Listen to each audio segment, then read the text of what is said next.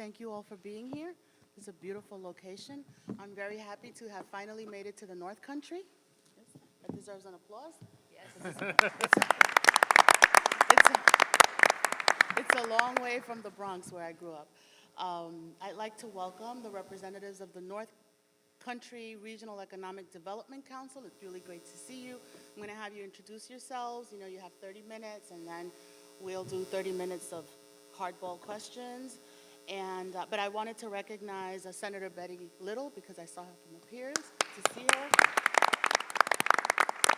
And also joining us today is Colin Reed, Mayor of Plattsburgh, the DRI winner from round one. Thank you for being here. Michael Cashman, who's town supervisor of Plattsburgh, yes. And Assemblyman Billy Jones, I believe, is with us. Thank you for being here. And Harry McManus, Chair of the Clinton County Board of Legislators, is with us. Thank you all for being here. And I'm sorry if I haven't recognized you, it's definitely somebody else's fault, but we will get that corrected as soon as possible. So I turn it over to you, gentlemen. Thank you very much. I'm Gary Douglas, co-chair of the Regional Economic Development Council. Tony Collins, the other co-chair and president of Clarkson University. Bill Farber, I'm chairman of the Hamilton County Board of Supervisors and sometimes advocate for the North Country and Adirondacks. Joseph Butler Jr., Mayor, City of Watertown. Steve Hunt, Executive Director of the Regional Council and Regional Director for Empire State Development. We know Roberta is particularly at home here on the stage. But it's a burlesque house. For this, the opening audition this year for North Country's Got Talent. North Country does have a lot of talent behind its projects and strategies, and a lot of talent in my colleagues here at the table here today. And we look forward to today's presentation. We will begin with a video.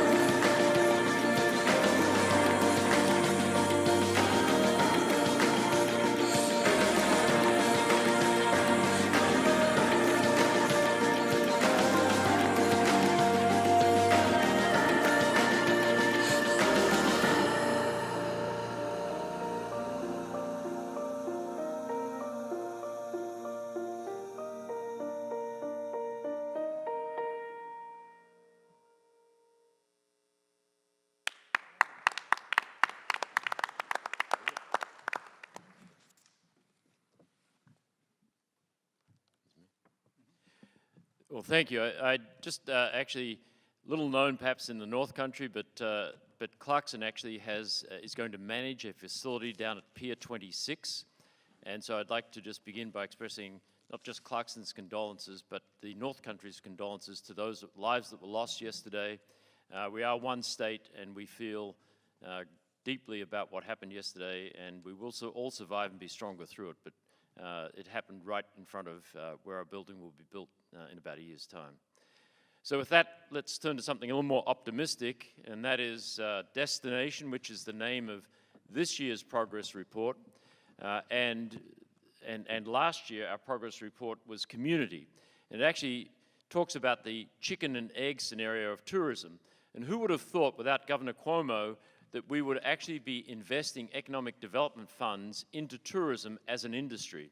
And so we're grateful for his leadership in this area to bring a strategic plan that allows the inclusion of tourism. And so last year from Community, and that's the chicken and the egg, if you don't have facilities, you're not going to be able to attract tourists, and yet it requires risk to invest. And so this whole entire process has helped the North Country develop substantially in the tourism area. So next slide. So what I'm really getting to is our strategic approach, strategy by strategy, community by community. What we've chosen in the North Country to do is no big bang, no 1, 2, or 3 major projects. We are the largest geographic area for the Regional Economic Development Councils, and we have spanned across our region with projects that make sense and align with our strategic plan.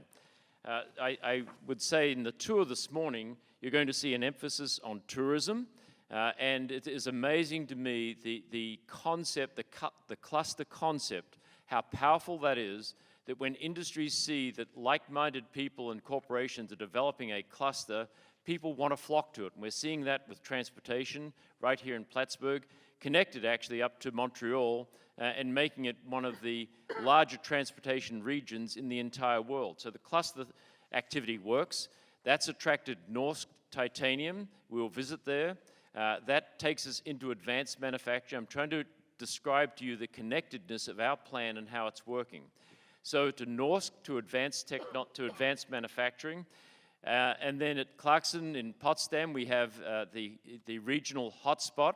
And there, a small company, LC Drives, is now manufacturing a motor that will be applicable to the transportation industry at about a half the weight and about half the size for the same output of electricity. So think about all of that connectedness really driven a lot through the hotspot for the newer companies.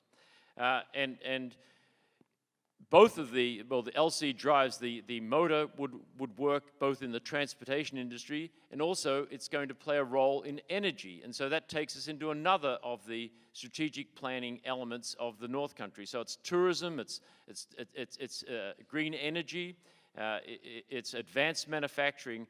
And my point is that without our strategic plan as a region, we wouldn't be investing wisely across the region in terms of smaller projects that are creating an enormous impact. Next slide.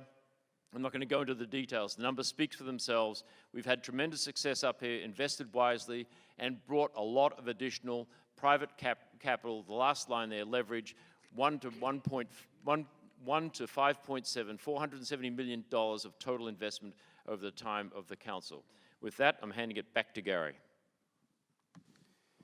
We are a destination in several different respects in our sectors, and we've made remarkable progress toward our original destinations.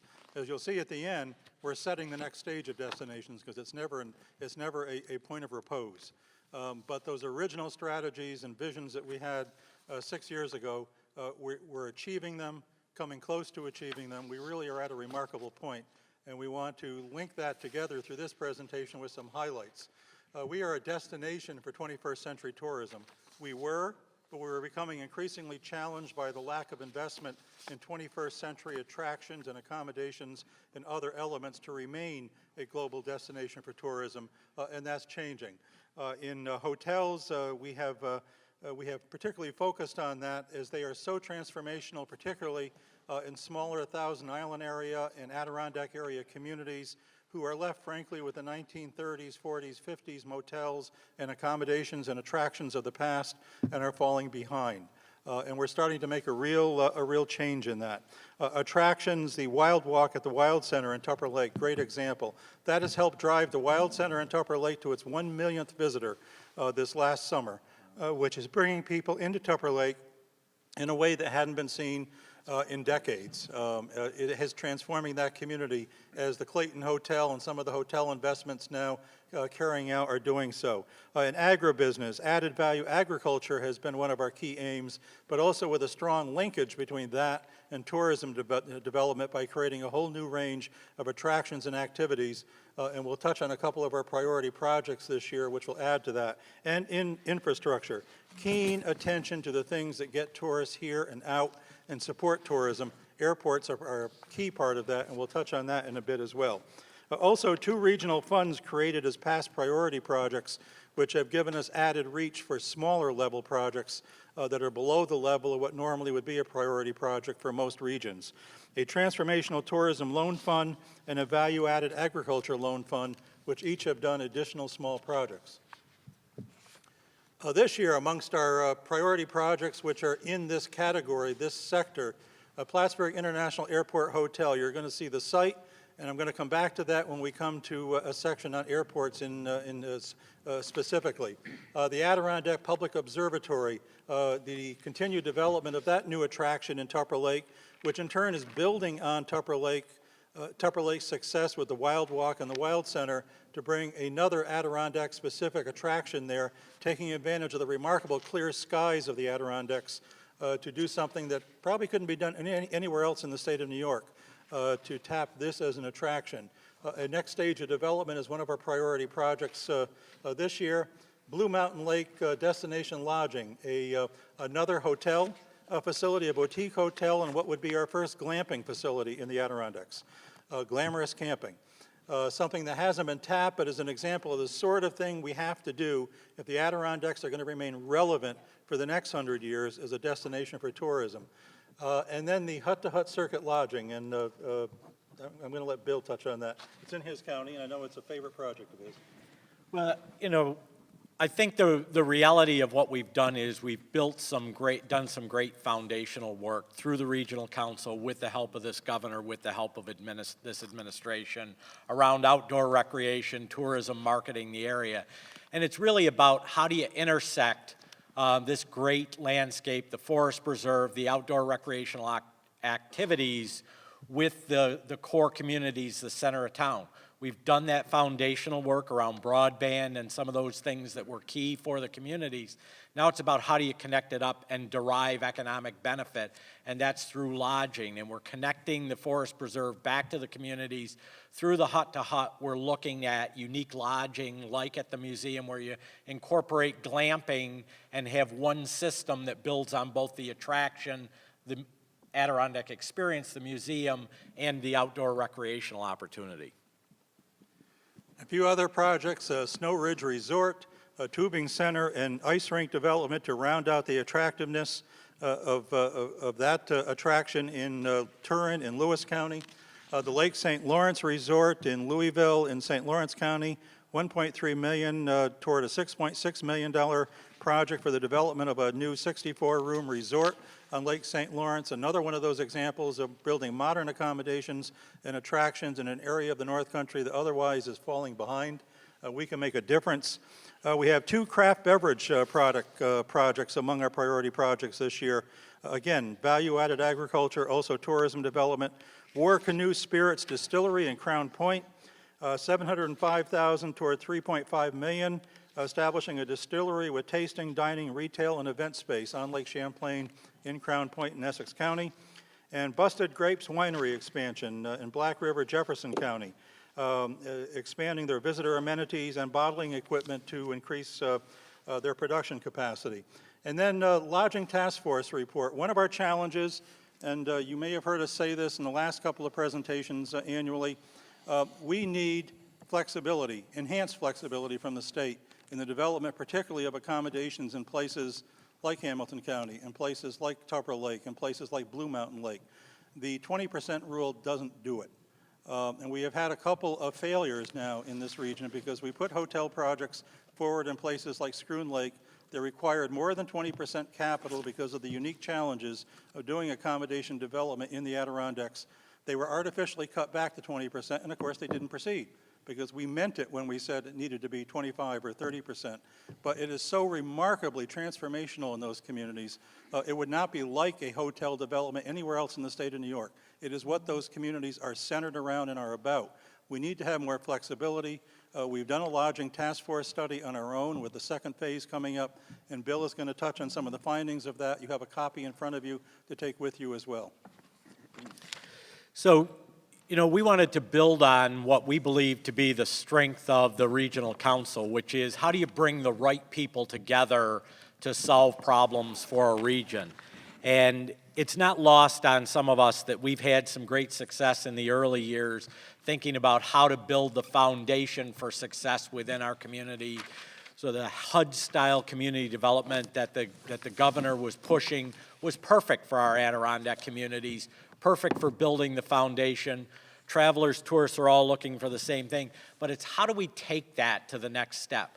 How do we take what we've built in the way of foundation and connect it up to private sector investment? Because it's really about getting people into the communities and giving them a place to spend money that start to move the needle on some of the key economic indicators in order to have jobs and see impact on the unemployment rate, in order to see upticks in sales tax, in order to see all of those key economic indicators move, you have to have the private sector investment. And we needed to figure out as a region how to transition into that part of our sustainability. We convened a lodging task force where we really focused on bringing the right partners together. We brought successful lodging developers to the table with chamber members, with IDA members, with local government officials, with state officials, with tourism people to talk about how do we develop successful lodging. Because as Gary points out, we've had a couple of projects that weren't successful. We know we've got the key need, lodging, and we need to figure it out. We need to figure out how to get it right and how to bring in lodging in a meaningful way. We had on the other end of the spectrum probably one of the true success stories of the Adirondack North Country region was the Clayton Hotel in the Thousand Islands. Came on board. It really brought success with it. It rose the level for the whole community. You saw development spawned around it. And so we needed to use that model as the breakthrough for this chicken and egg debate so that we can start to get the private sector investment in there. We fast-tracked a project over a 6-week period. We did weekly meetings and conference calls to make sure that we got this report done and we can incorporate it into the thinking because we fully recognize that you can't start to propose lodging unless you're proposing it in a successful way. So you see some unique lodging projects come forward in our proposal. It doesn't use sort of the cookie cutter, it's got to be an 80-room Holiday Inn Express. We looked at what really fits the area, what's doable, what's viable, what fits into the landscape. We took very seriously the recommendation of some of the lodging owners about what's needed at the community level in terms of community buy-in, engagement, those kinds of things. We sought to find the partnership between community incentives, having infrastructure in place, and what the state could do through financial incentives. And we think we're at a point now where we can actually move the economic needle and engage the private sector in this plan. And we hope that this will really be a model for other parts of the state that are having this same struggle. Particularly in our region, we haven't done a good job of transforming ourselves to a tourism destination. We didn't make that transformation from mining, forest products industry, those things, into a tourism economy. We've thrived as far as a second home economy, but we've not had facilities for the travelers. We've not had what they are looking for. We hope this task force takes us there because we are doing some phenomenal things on the tourism and marketing side. We've seen great success, frankly, around what we're trying to do as far as being a world destination for sporting activities with Lake Placid. You know, we have become a destination. We've had a couple of successful bids. We've won the 2019 International Children Winter Games. We've won the 2021 Bobsled and Skeleton World Championships. We've got bids in for the 2021 Special Olympics, the 2023 International University Sports Federation Winter. You know, we are in a position to make a breakthrough. We need the private sector to come along with us. For me personally, it was not lost on me that we've not had the private sector projects the last couple of years in our plan. We've done some great foundational work. I think this task force and where we are this year gives us the chance to break through with private investment and really move the economic needle in a tangible way for the North Country and Thank the you, Bill. region. You have a copy of that report. We hope it can be taken to heart. We have to break through this artificial 20% limit in this region on hotel development, or remarkable projects that we've drawn forward, like the Blue Mountain Lake Hotel and Glamping Project, if cut artificially to a 20% grant, is not going to go forward. And we've done the groundwork to demonstrate why we need to be treated differently and more flexibly on these projects. We are exceeding the 5-to-1 leverage overall in our priority projects. Give us a little consideration on this particular type of project in the region. We're going to do remarkable things. By air, we've done a lot in the air. And we're going to be doing a lot more in the air. Plattsburgh International Airport, the former Plattsburgh Air Force Base, remarkable facilities that the county took over and transformed into a secondary airport for metropolitan Montreal. The county on its own built a $55 million terminal expansion, which you'll have a look at in a bit. That includes one of our original priority projects, $6 million to include a U.S. Customs Center, which is now under construction on the site to make it truly an international airport. We recently enjoyed a $38 million investment from the governor under the Upstate Airport Revitalization Competition. This will be centered, unlike the other airports, not on passenger development. We did that ourselves. It's going to be centered on the economic development, the industrial development, air industrial development elsewhere along that flight line. You'll see a bit of that on the bus tour. Employments are up 29% this year. 85% are from Canada. That continues to be our leverage from the start. We are an international airport, and this is now the gateway for those international events in the Adirondacks. The other things that we're seeking to make happen to the region is part of the story. You've got to tell them, do you have an international airport with customs coverage that we can bring charter planes in with international teams and so on? We will in the next year. 2017 priority project, Plattsburgh International Airport Hotel.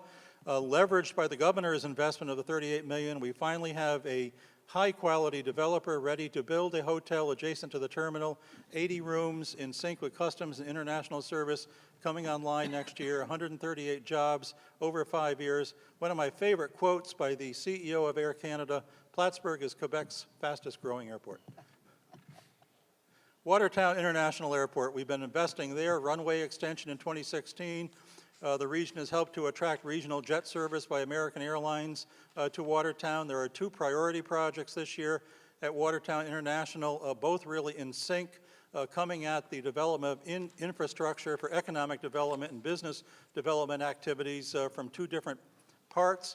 One focused on wastewater treatment, one focused on other aspects, but both focused on taking the next step, as we're now doing at Plattsburgh, to prepare that site for other job-creating development.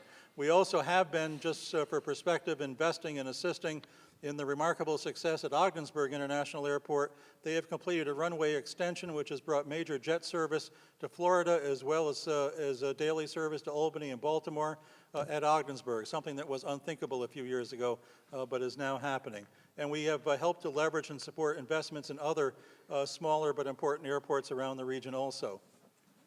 We are a destination for manufacturers, particularly those engaged in transportation equipment and aerospace. We have created over the last decade a 50-company cluster here in the North Country across all 7 counties, employing more than 8,100 people in quality manufacturing jobs. Cluster employment here is up 44.5% over the last 5 years in transportation equipment and aerospace, compares to 19.9% nationally. And actually statewide there was a decline during that same period. We are doing something remarkable here.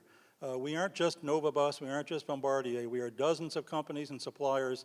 We are successfully developing the fastest growing cluster in the transportation equipment aerospace sector in North America, and the best is yet to come.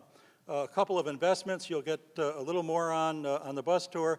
The Institute for Advanced Manufacturing, the governor provided $12.7 million through SUNY 2020 to build that remarkable facility, which Matt Driscoll helped us dedicate just a couple of weeks ago. And then Norsk Titanium, $125 million through the SUNY Poly model, doing incredibly remarkable things, drawing worldwide attention to what's happening in the North Country, and a lot more is starting to flow from that investment, and you'll see just how exciting their technology is at the conclusion of today's tour. Priority projects, we have a couple in the pot this year. General Composites, a composite manufacturer in Essex County for new equipment. Metalcraft Marine, which is now going to add to that leg of rail, road, and air marine. We are going to be squarely in the marine part of transportation equipment production as well, should we be able to go forward and help this company in the coming round. Other 2017 priorities, we have a pending request to tap some of our URI funding through Empire State Development for an innovative approach to organize and put that 50-company cluster in charge of its own destiny, what it needs for workforce development, what it needs in other respects, supply chain development, to maximize the impacts of that cluster, but then to help grow it. Full implementation of the Norsk Titanium project in the coming year, and continued international partnership. This is a picture of an agreement we signed between the North Country and the aerospace cluster in Montreal, Aero Montreal, in April of this year, witnessed by Norsk Titanium. Thank you, Gary. So on the transportation theme, no pun intended, put your seat belts on because we're going to speed up the presentation. So these are all, if you're going to be in the manufacturing game, you have to have the best equipment. If you're going to manufacture at the advanced manufacturing level, it has to be upgraded. So this represents a slide of investments in international paper, Bionique, Carpe Insectae, which is a natural, manufacturing a natural insect repellent. Current applications on the bottom left, that's about 54 people in Watertown, and that would actually return, the investment would return about 5 outsourced jobs to China coming back to Watertown. These may appear to be small, but we in the North Country think these are very significant achievements for our region. And then finally, Kraft Heinz, top right, that's actually, it's an investment in wastewater. You can't expand your manufacturing facilities without the need for basic infrastructure, and so we want to step forward and help Kraft Heinz. Next slide. We can't emphasize enough the opportunity that the North Country has for foreign direct investment right across the border, the biggest trading partner. It's simple to get to Europe from Montreal. And so we do believe that we are a gateway. Plattsburgh is clearly an opportunity there, just as Watertown is because of their direct access pretty much north up to Ottawa. To continue that access, actually pleased that Clarkson is involved. We've developed a virtual bridge, and so that's dramatically improved the effectiveness of maintenance on the Ogdensburg Bridge across into Canada, and it's something we think, again, can be a model for the nation about how you can effectively maintain with the minimum cost and get the maximum expenditure, maximum impact for your money. Renewable energy. There are no actual projects this year. I just want to highlight 2 things. One is we continue to build out both wind farms, not without a little controversy, but in fact, I'm really proud of the council for stepping forward and trying to, I'll say, adjudicate between sometimes conflicting interests. We believe that our council has united the North Country, 7 counties behind Fort Drum, and there's a little controversy down there, and so we've stepped forward and said that if Fort Drum is negatively impacted by the deployment of wind farms, Fort Drum comes first. We want to make a very clear statement about that. There are technologies, and it's because of the impact on radar around Fort Drum, and so we're stepping forward as in a role to bring parties together for our overall best interest. And so clearly Fort Drum is important. 7 counties are behind it. That does impact wind. On the other side, solar. I was really pleased to attend, Anchor had a meeting about a week ago, and the Green Bank was there. Kate Fish, who is the director of NYSERDA, was leading that activity, and we met and we got a clear message from the Green Bank. They can take on investments. Typically, they can't handle small investments. They look for large projects, but they're willing, if we can coalesce some of our solar projects into meaningful, larger projects by connecting them, which that's something we can do in the North Country. This whole council is about connectedness. We can bring communities together into larger solar projects, and then the Green Bank can step forward.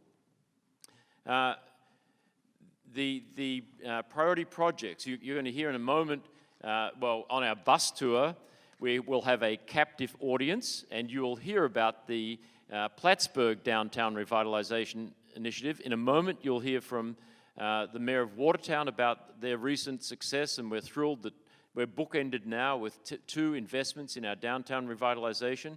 But they're not the only locations. We're conscious that millennials want facilities in downtown areas. We understand if we're going to retain our youngest and most productive and best workers, we have to have downtowns that are attractive to them.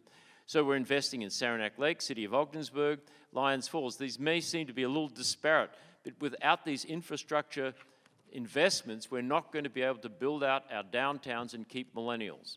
So with that, we're going to hand it over to the Mayor of Watertown. Good morning, ladies and gentlemen. It's my pleasure to be here to talk about a city that I was born and raised in, a city that I love very much, and a city where I'm blessed to be mayor.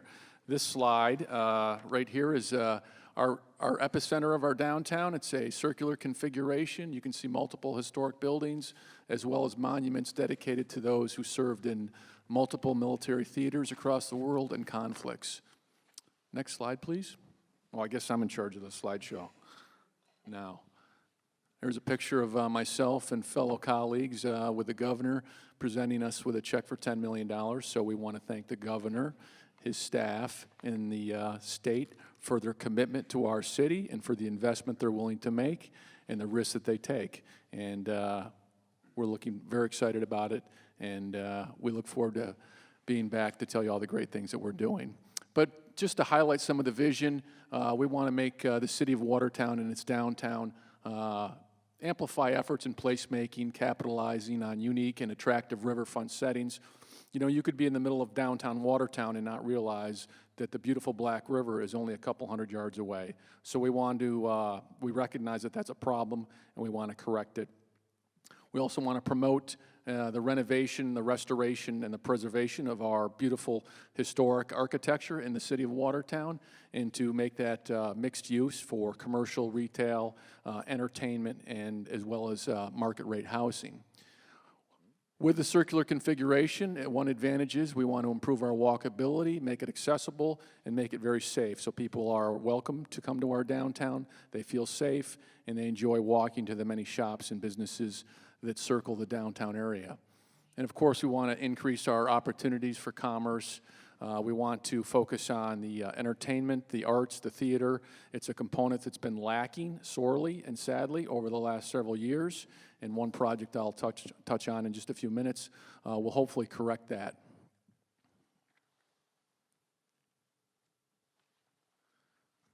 This just highlights, again, the illustration that you just saw. It's the configuration of our downtown. It's circular in nature, and it basically connects to a variety of spokes that lead to other areas throughout the city. This is a good slide. This represents the investments that have been made in the past, in the present, and what we hope to invest in the future. The blue boxes represent recent private investment, while the yellow boxes highlight recent public investment. So just if you look at the colors alone, you can see the collaboration between public and private investment has been extremely critical to the success of our downtown. And really, if you look at the economic development paradigm, when you restore old, historically, architecturally beautiful buildings, you need collaboration between public and private investment. As President Collins alluded to earlier, you need to leverage this money. These buildings need significant assistance in order to make that happen, and this just highlights the partnership we have between the state of New York and our private developers. One of the preliminary ideas that we had discussed in our submission was a JCC downtown tech space. Jefferson Community College is a wonderful college located in the city of Watertown with multiple students from ages from 18 to 80. It's a wonderful place to learn, and I've actually taught there, and my father was a professor there, so we're very proud of that. It serves students who want to become entrepreneurs in addition to a variety of different industries. It can develop a strong workforce where people can learn there and they can live there now, as there's a dormitory there, and then we want them to stay in Watertown to live, work, and play. Let me say that in general, when I ran for office, I talked about a city of Watertown where I want to make it better to work, live, and play. And we've done a pretty good job on the work end of things. It's a flourishing downtown during the day. But in terms of the playing and living, we need improvements in that area. We need more market rate housing with people with disposable income that want to come to our downtown, spend their money, and have fun. The entertainment, the retail. So at the end of the day, you have people living there, you have people working there, and you have people playing there. And we flourish both in the day, during the evening, and on the weekends. This particular project is estimated at about $4.5 million. With the furnishings and equipments, an additional $1 million. This is one of the projects, again, that we submitted in our preliminary application. It's the Masonic Temple. It's a Greek neoclassical architecture, built in 1917, and it served as the Masons' Hall for a number of years before it became basically run down, dilapidated, and it was almost on the chopping block for removal. The tax sale certificate was going to become ours in the city of Watertown, and a gentleman scooped that up, and today it's a potential project. This is where the governor visited, made the announcement, and presented us with a $10 million check. Although this is a preliminary project, I have to disclose that there is additional incentive here. The governor himself promised that if we were to restore the building, he would come back on stage and perform both song and dance. I repeat, both song and dance. So if this project comes to fruition, we look forward to inviting the governor back to hold him accountable on that promise. This is a significant project ranging in the $5 to $6 million range. The basement floor has a commercial kitchen, could house a restaurant. The second floor has a theater, very similar to where we're sitting today. And the third floor could hold a ballroom where you could have 400 or 500 people attend an event, which is absent in the downtown area right now. Another historic building in the downtown area, this is the Lincoln Building, where we have both private and public investment made already. There's 5 stories in this building. It's intended for mixed use, where we could have commercial office space, retail space, as well as housing. On the first floor that's been renovated already, you have a pub that is in work in progress. You have a yoga studio, and an insurance agency. So that was a vacant building with no hope several years ago. It's seen significant investment, and this is, again, one of the preliminary projects where we could continue to develop the upper floors.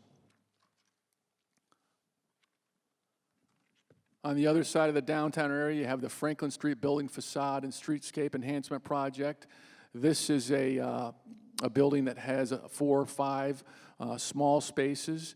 It's a street that, well, to be frank with you, when I campaigned some years ago, I took my daughter to knock on some doors, and it was essentially looked like a 1910 tenement building in New York City. And this street has been privately developed. And today, where I once campaigned, is now a beautiful place for market rate housing. It's safe. There was drug use there before. There was crime there before. It's a safe environment. It's clean. It looks nice, and people are living there. So this is a complete turnaround project, and the developer has plans for this property as well as the property across the street, which has seen significant investment, $2 million to restore office space, and there's a restaurant going on the first floor right now. So another opportunity to revitalize an older building and make people be willing to come to Watertown to spend their hard-earned money. And then I believe this is the last slide. You talk about public art initiative. Again, the city has sorely lacked the component of the arts, the theater, and the cultural aspect that draw people downtown. So not only would the Masonic Temple improve upon that, but there's other opportunities for the arts to make it more visible, to increase foot traffic, and to welcome professional artists to not only provide their craft here in the city of Watertown, but to leave their legacy on the city of Watertown with their art. And there's a few highlights. That's the center of downtown with a historic fountain and a more modern version that we just recently redeveloped, Lackenauer Plaza, named after a former mayor. And so you have both the modern and the historic look there. So I think that concludes my presentation. Again, thank you for your commitment to our great city. We look forward to returning and telling you all the great things that we've accomplished. Thank you, Mayor. Oops, we had a couple of others there. Oh, my mistake. Did you slide these in, Tony? So JCC housing, again, we talked a little bit about that before, Jefferson Community College. We want to increase foot traffic in the downtown area, so when you talk about residential housing, that could be for seniors, it could be for students as well. So we have millennials in our downtown area complementing the businesses and the different demographics that exist. One program where we've had tremendous success, it's the Watertown Local Development Corporation that I sit on as president. We decided to implement a rent subsidy program to attract new businesses to our downtown. We've had great success with that. Many of the downtown businesses that exist today that were in former dilapidated vacant buildings are now flourishing businesses. And not only does that create jobs, it creates sales tax revenue, and it creates traffic in our downtown area. So one of the components that we look forward to in the future would be to continuing that program to encourage folks. It's not a permanent program, but it gets them off their feet, gets them started, and then when they're willing to do it on their own, they do, as well as facade programs and grant loan programs at low interest rates also encourage development in the downtown area. Thank you, Okay, Mayor. that concludes it. Thank you. That mysterious slide. Thank you. So where do we go from here? We hope in a relatively short period of time here that we have demonstrated that we are a committed and cohesive region. We have a strategic plan that's quite clear. We have about 5 or 6 very fundamental tenets to that plan. And we are, in our minds, we've achieved a lot, but in some ways we're only at the beginning of our journey to complete that picture of connectedness across our region. So all of our projects are focused in the arrows down here at the bottom. Life sciences, we're well aware that New York State is pushing life science clusters. We have those, we're developing them. I've talked a lot about the transportation and equipment and aerospace cluster. It is world class, it is world attracting. People are noticing that cluster across our region. Lodging task force. The chicken and egg story. We have to take some risks and make investments. That's why Gary's saying that 20% perhaps is not enough for a project. Can we adjust that? And the proof is in the pudding. When you look at the sporting events that we're attracting into the future, it is well worth the state investment and private investment. This year, as we say up there, the best set of projects in 3 years, it's because we've attracted more private investment. They're developing confidence in our regional approach. Global sports, maximizing success. Downtown revitalization. I've talked about it's not just Plattsburgh and Watertown. We understand we have to invest in all of our downtowns. The regional workforce plan implementation, global North Country, new challenges and opportunities. I just wanted to end our presentation here just with a little thought exercise, almost one of those things you could do where you could close your eyes and imagine. And the innovation hotspot, ready for the next level. Just think about, out of Canton, New York, who would have thought that you could have had a person 17 years of age develop a business and wind up on Shark Tank in national TV? Just think about that. Without the encouragement of a regional plan that emphasizes, one of our goals is to be the most innovative and entrepreneurial council in New York State. And so here in Canton, New York, we have a student, 17 years old, puts a business together and winds up in Shark Tank. Go to the very next level, and Kate Fish can describe the enthusiasm with which we're putting together a team, and it's underway, building a biomass gasifier. It's a new technology. It's being built in Amsterdam. There's a number of them already built across Europe technology out of the North Country, I won't say where it came from, being built right now in Amsterdam, coupling so out of that you can get an energy stream that you can convert to heat, so you then use the heat into a covered agriculture, a greenhouse. You put those two entities together and you can have, think of using scrap wood through the Adirondacks in a biomass gasifier, getting an energy product out of that, and then coupling that with the ability to grow greenhouse products year-round in I'll say a robotic technology. Think about that going from the North Country to Amsterdam, which is probably per capita the greatest agricultural producer in the world. So close your eyes and think about all of that, and think that it is the regional council activity that's put all of this together, because the governor empowered our region to think about what we wanted in our future. We've highlighted what we think makes sense for the region. We're off and running, and we certainly hope for your support. Final slide is in our bus tour. Oops. On our bus tour, just within a short trip through the next couple of hours, you'll be able to see how we're knitting all of these themes together, from advanced manufacturing to transportation to the Strand Theatre that we're in terms of tourism. We'll be able to show you how we're knitting this together. We're only at the beginning. We thank you for your support and listening to us today. With that, we're happy to answer any questions. Thank you. So I'm going to start with Commissioner Reardon, but I wanted to ask you, Mr. Farber, a little bit more. I look forward to reading the report on the lodging, but what are kind of the top 2 or 3 challenges that make lodging here either more challenging or more problematic than other regions? Sure. So let me articulate 2 of the challenges that we heard from the lodging folks, and one of them, quite frankly, was what was a lack of technology availability. When you think about today's traveler and how they function in the lodging setting, they now need a level of connectedness that where the state's investment in broadband has been really helpful. We need to continue to invest in cellular technology to make sure that those wireless devices operate seamlessly. So there's a challenge that we've already, in a foundational way, worked to address as the broadband phase 2 and phase 3 projects come online. We've got that to a point where a lot of the lodging developers didn't realize the level of success that our communities were going to see through that. The second one is really the seasonality of some of our communities, and that's why it's so critical that we think about this in a holistic way.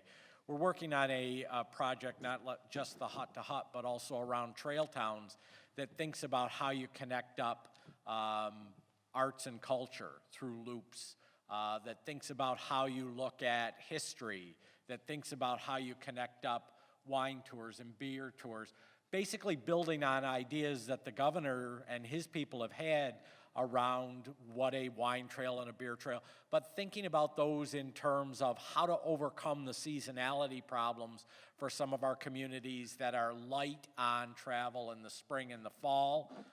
Certainly the large events, whether it's the governor's challenges or whether it's some of the world events that we can attract through places like Gore Mountain and Whiteface and those things.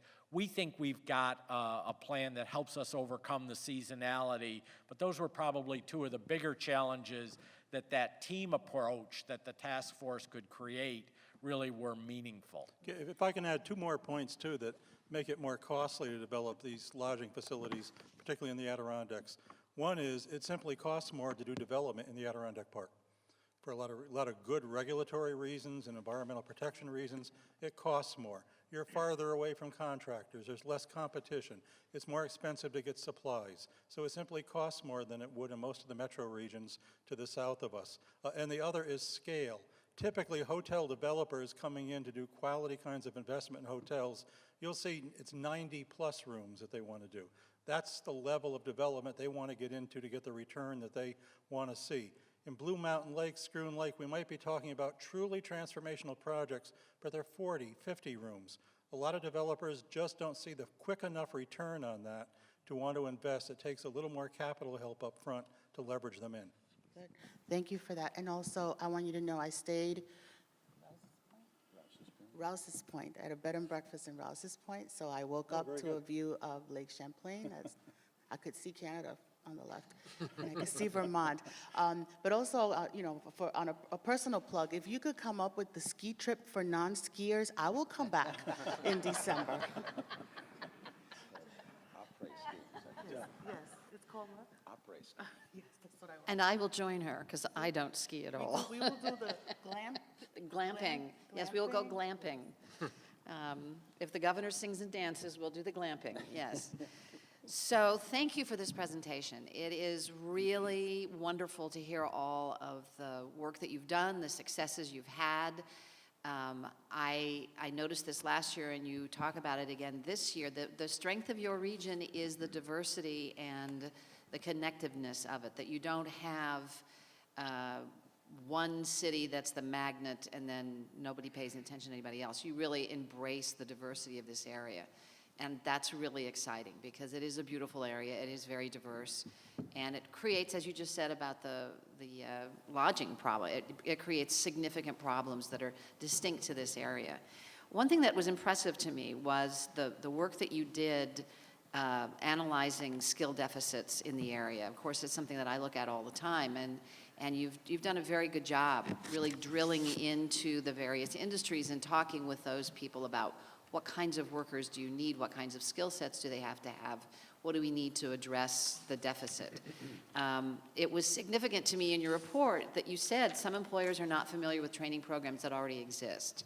And thank you for putting that in, because I think that exists in lots of regions and people just don't say it.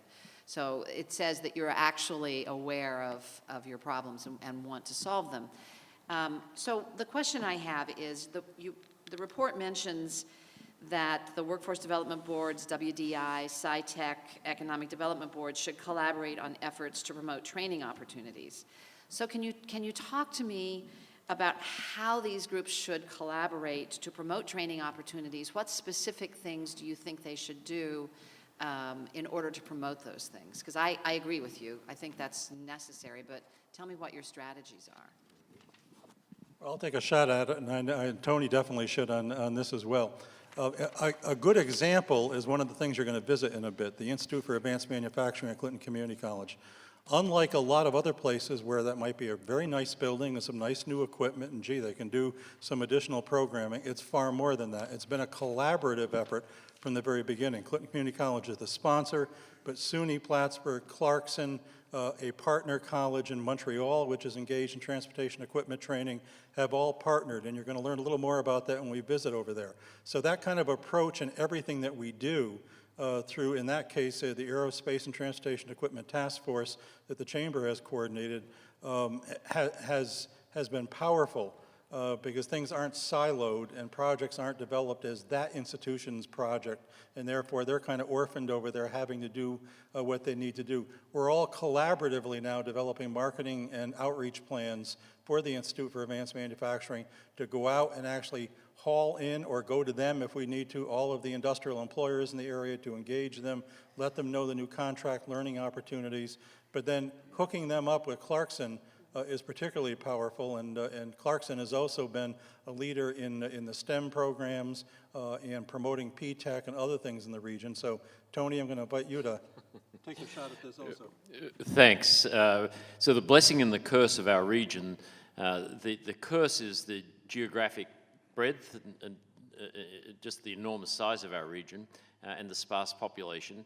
But the blessing is that the sparse population, because there's not a whole lot of people up here doing a whole lot of different things, and we can get everybody together in the same room. So we have a higher education and research development committee, HERD committee, that involves all 9 institutions of higher education, community colleges and universities. So when we can get them together in one room, and actually SciTech is headquartered in the Clarkson, one of our incubators, and all of the other entities that we've talked about, Gary's talked about, the STEM, New York STEM, I can't think of the right name for it, also located at Clarkson. we're able to get everybody in the same room and talk to industries and hear from industries. And I think industry has developed a sense of confidence in the North Country. There is a group that's willing to listen to them that represents every one of the institutions of higher education. And so all the way from high schools or middle high school and institutions of higher education, we are together on the same page, frankly, because there's not that many of us, and it's good to get together, and it's literally logistically possible to get everyone together. So people know where to go if they've got workforce needs. And as Gary mentioned, we've got a vision that there'll be an advanced manufacturing corridor, don't laugh, but between Plattsburgh and Potsdam. At one end will be the institute that you'll visit, the Advanced Manufacturing Institute, that's really focused on workforce development. At the other end in Potsdam, we're looking to develop a Buffalo Works type of facility that will be around advanced manufacturing. And so anyone in the industry can look at this corridor, and at one end there's workforce development, at the other end it's advanced manufacturing research and development. And the workforce that flows and the skill sets around that are obvious to people. They know there's an asset. We've got everyone on the same page. So it happens to be an almost unique character of our region in that because there aren't a whole lot of people up here in industries, et cetera, we can get everyone on the same page. I hope that gives you a very short and succinct answer. Yes, thank you. Go to me? Okay. Thank you, Madam Secretary. And my name is Brian Stratton. I'm the director of the New York State Canal Corporation. I don't think we had an opportunity to introduce ourselves publicly, but I had the opportunity to say hello. And thank you for that great presentation. I've had the opportunity to, under the governor, to oversee the Canal Corporation since 2011, and not many people think of canals up here in the North Country, but actually the Canal Corporation covers 7 of the state's 10 economic development regions, and our northernmost point, our northernmost port point is actually Plattsburgh along the Champlain Canal. So although it doesn't fall within the 524 navigation miles officially, it does include Rouse's Point, Port Henry, and Plattsburgh. So it's great. And President Collins, you talked about in the opening statement about that the major focus of the REDC is really tourism and energy, and that really is true of our organization too. Tourism, we support nearly $400 million a year in tourism spending, and now energy as part of the New York Power Authority.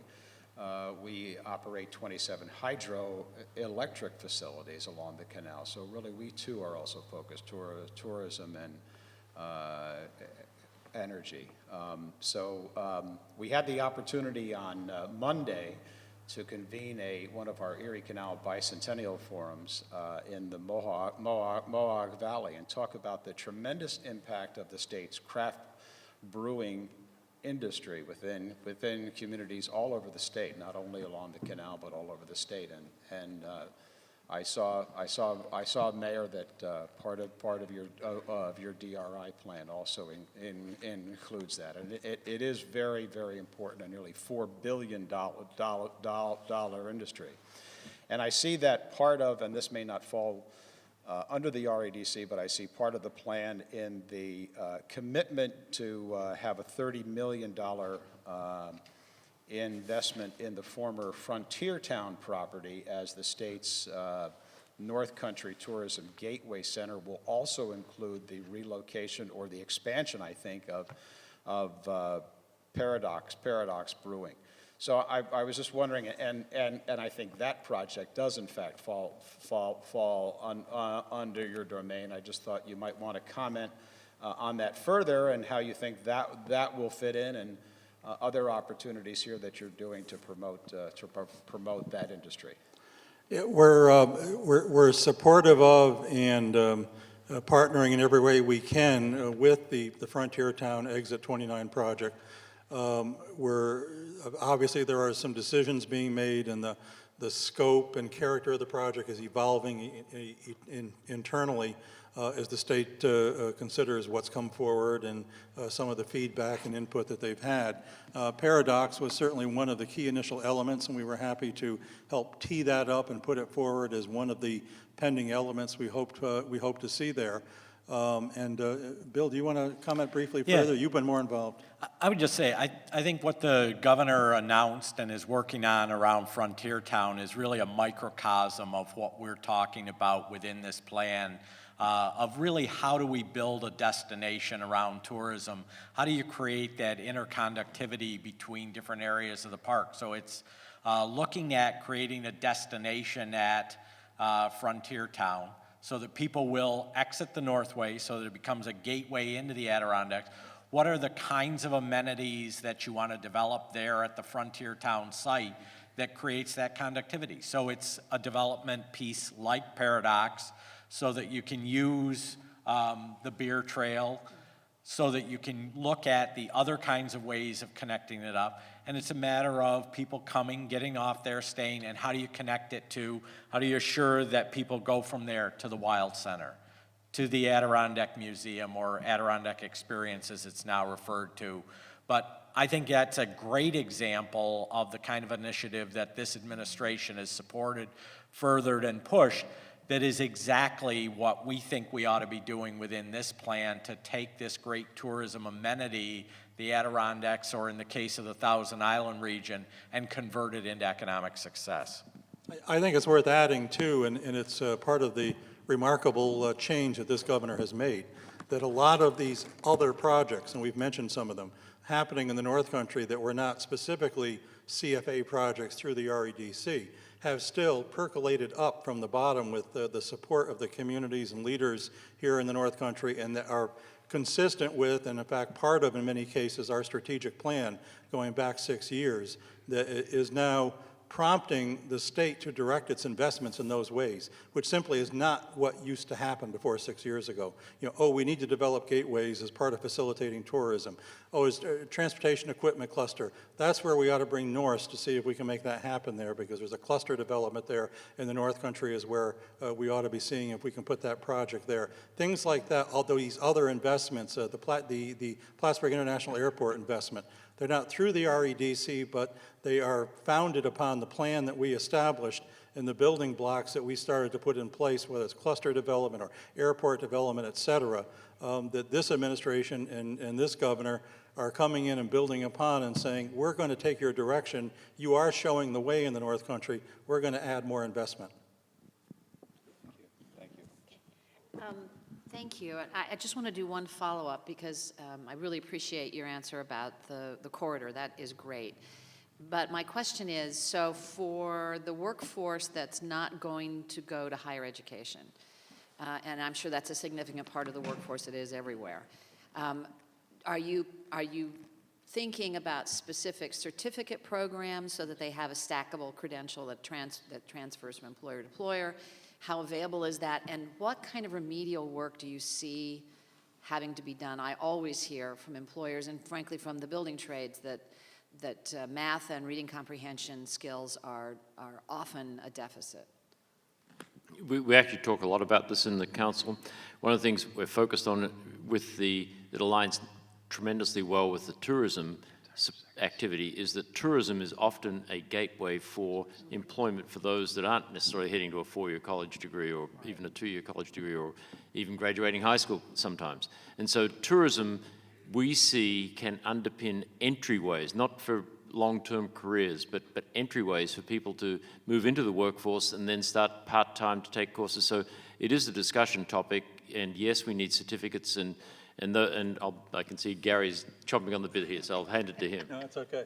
No, I just wanted to point out again, in transportation equipment and aerospace is a sector that from the very beginning, as an example of our thinking up here, we were conscious of as a particularly ripe sector for people to enter into manufacturing with with some preparation and skill development, but not necessarily a degree, not even having to get a 2-year degree from a Clinton Community College, but to use the resources there. CV Tech, which is our BOCES, has realigned itself behind that sector and manufacturing here in the area at the high school level and through the P-Tech programs.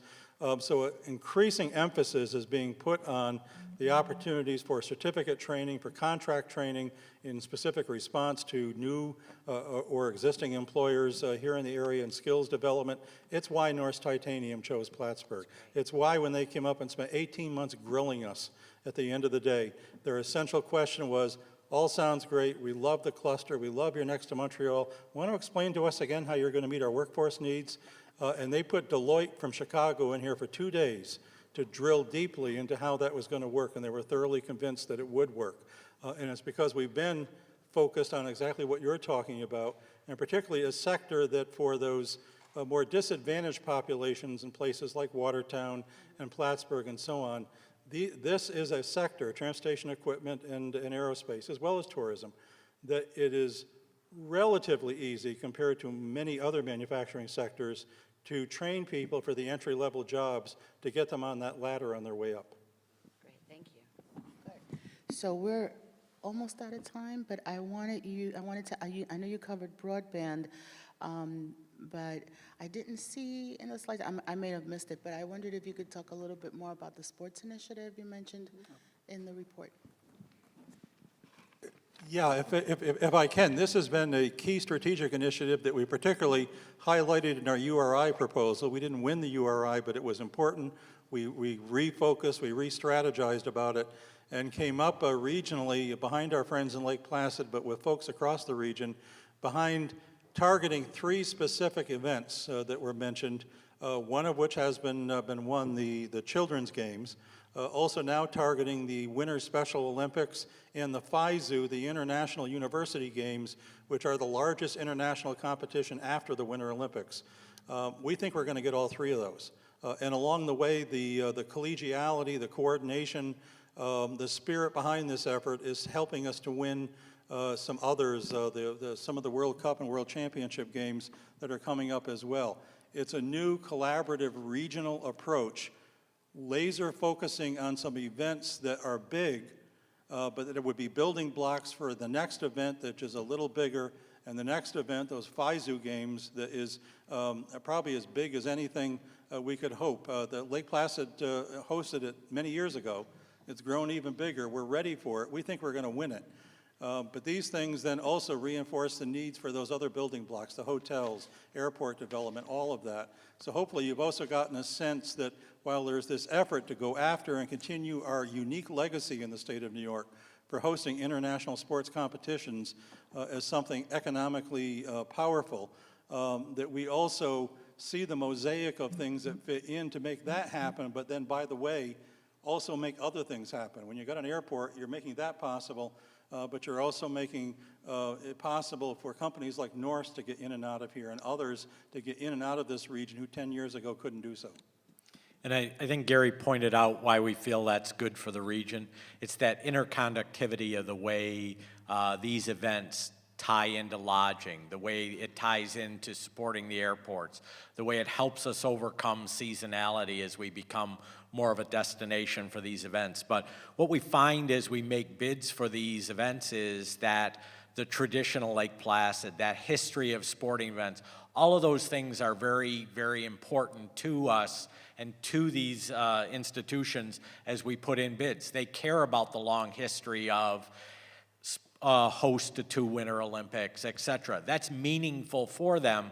And so it allows Lake Placid to really anchor for the region and for the state, if you will, the opportunity to compete for these worldwide events. And I think it's something that the North Country region has really figured out how to make it more impactful for a larger region and how to tie it back to a lot of our other business initiatives, as well as creating a higher level of success for Lake Placid.